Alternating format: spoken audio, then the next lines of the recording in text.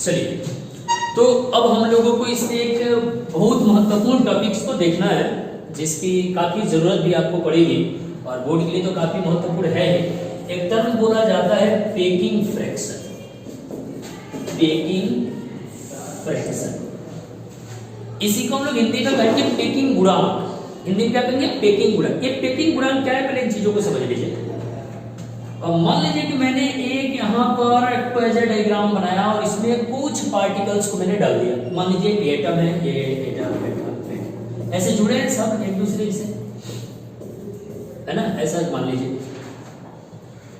अब ये packing fraction क्या कहता है? कहता है कि किसी सॉलिड के अंदर, है ना, किसी ठोस में या फिर किसी क्रिस्टल है, जो भी ले लो, यूनिट सेल कुछ भी करो आप लोग, किसी क्रिस्टल में जो एटम एक भाग लेते हैं वह एटम कुछ स्थान तो घेर ही देते हैं, कुछ स्थान तो ले लेते हैं ना, कुछ बच जाता है। जैसे आप यहां ध्यान से देखिए, यहां पर कोई एटम भाग नहीं लिया, चूंकि ये एटम तैयार, बीच में खाली बच गया।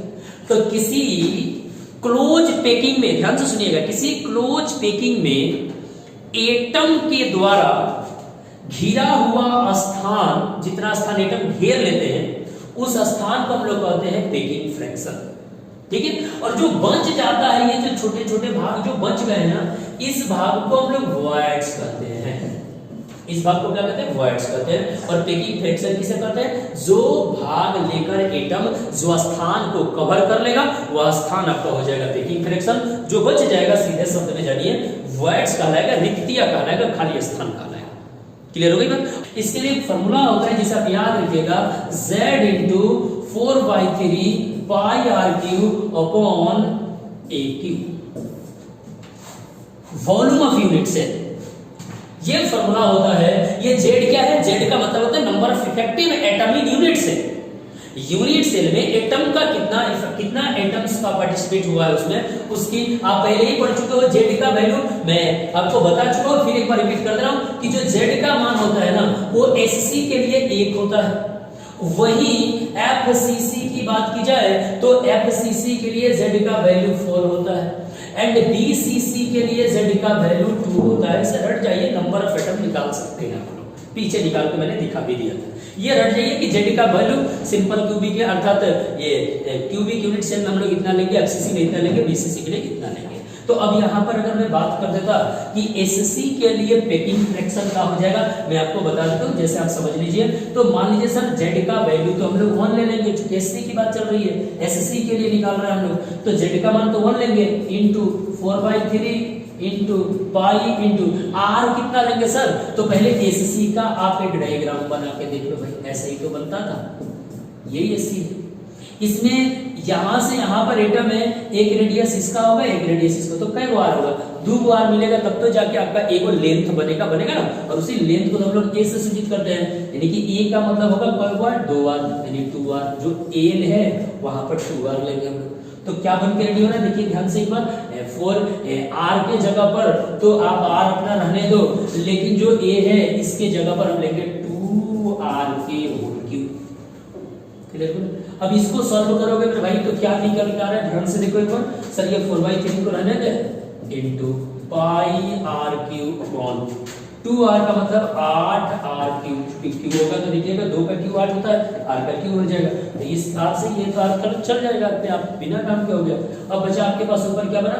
4/3 का। अब जो 3 नंबर में है ना सर, ये ऊपर जाएगा तो ये कट कर देगा इसको, तो कट करेगा 4, ये डायरेक्ट काट देना ना यहाँ पर 2 बार में। अब ये 2 जाके इसके साथ मल्टीप्लाई होगा तो ऊपर बचेगा पाई और 3 दूना के 4। मैं डायरेक्टली सॉल्व किया हुआ है। आप सॉल्व करना, मैथमेटिशियन है तो लोग अच्छे से सॉल्व कर लोगे यार, कि जब ये 3 नंबर में आता है सर यहाँ पर आएगा और यहाँ पर आएगा तो 3 के साथ मल्टीप्लाई होगा। अब 3 के साथ मल्टीप्लाई क्या होगा? तो सर यहाँ 2 बचा था, क्योंकि 4 ने 8 को काट दिया 2 बार। अब यहाँ कटा, ऊपर क्या बचा? केवल पाई, नीचे बचा 6। तो ये रहा इसका packing fraction of simple cubic. अब इसका वैल्यू निकालोगे ना तो लगभग इसका 0.42 आएगा, लगभग, सॉरी 52 आएगा, इतना लगभग आता है। आप करके देख लेना, ठीक है। और इसको अगर आप परसेंटेज में चेंज करोगे तो हो जाएगा 52%, या कभी कभी किताब में ना 52.4% इतना भी देता है। तो सारी चीजें निकलवाना संभव तो है नहीं, क्योंकि समय बहुत कम है। तो हम लोग क्या करेंगे भाई, कि इसको रट जाइएगा आप लोग कि जब भी सिंपल क्यूबिक कहेगा, sorry unit cubic centred unit cell कहेगा तो आपका पैकिंग फ्रैक्शन इतना हो जाएगा। लेकिन अगर बात कर दें आपका एससी का, तो एससी का पैकिंग फ्रैक्शन कितना बन के रेडी हो रहा है 0.52 या 52% या 52.2%, कुछ भी नहीं। सर ये पैकिंग फ्रैक्शन है, इतने एटम ने जगह घेरा है तो बचा हुआ हिस्सा कितना होगा? तो सर दुनिया के हर चीज सुने हैं अपने आप में 100% होती है, तो जब इतना जगह घेर ही दिया तो बचा हुआ स्थान ही तो वॉइड्स होगा ना इसमें, तो बाकी के 100 में से माइनस करते हैं ना 52%, अर्थात क्या निकल के आ रहा है देखिएगा इतना परसेंट वॉइड्स। ठीक है, बचा हुआ हिस्सा वॉइड्स होता है। क्लियर हो रही बात? इसी तरह से एससी था, अगर आपके पास मान लीजिए एफसीसी होता तो एफसीसी के लिए कितना लेंगे 0.74 या इसी को हम लोग कहेंगे 74%। तो बचा हुआ हिस्सा आप देख सकते हो। ठीक इसी तरह से आपके पास रहा है बीसीसी के लिए 0.68 लेंगे या या इसी को हम लोग 68% कहेंगे। अब बचा हुआ 100 में से इतना घटा तो वॉइड्स बन जाएगा, इसमें से 100 में से घटा दो इतना वॉइड्स बन जाएगा। ये चीज आपको याद रखनी पड़ेगी। ठीक है, पैकिंग फ्रैक्शन कभी पूछा जाए तो आप इन चीजों पर विशेष रूप से ध्यान देकर जाइएगा। ठीक है, चलिए नेक्स्ट अब मैं आपको बताने के लिए जा रहा हूं कि पैकिंग फ्रैक्शन तो हो गया सर, किसी भी यूनिट सेल का जो लेंथ होता है एज लेंथ और उसके रेडियस के बीच भी कुछ रिलेशन होते हैं। ठीक है, ये रिलेशन कैसे होता है? तो सर जो लेंथ होता है उस लेंथ का आधा ही तो रेडियस होगा, तो किस तरह से हम लोग सर निकालेंगे? अगर कोई क्वेश्चन दे, कई बार क्वेश्चन पूछेगा कि एक लिथियम है जो मान लीजिए एफसीसी है, बीसीसी है, एससी है, कुछ भी दे दो, तो बताइए अगर उसकी लेंथ इतनी है, एज लेंथ बंधन उसकी जो लंबाई है, कोर की लंबाई इतनी है, बताइए उसकी त्रिज्या क्या होगी? तो कैसे निकालेंगे? तो बस इतना चीज तो दिमाग में बैठा ले मेरे भाई कि जब भी एससी होगा जेड का मान कितना लेंगे? 1 लेंगे, नंबर ऑफ इफेक्टिव एटम 1 लेंगे। जब भी एफसीसी होगा नंबर ऑफ एटम 4 लेंगे, जब भी बीसीसी होगा नंबर ऑफ एटम 2 लेंगे। इतना से आपका काम आसानी से तमाम हो जाएगा। ठीक है, आइए चलो क्वेश्चंस पर हम लोग अच्छे तौर से थोड़ा एनालाइज करेंगे कि क्वेश्चन को कैसे पूछे।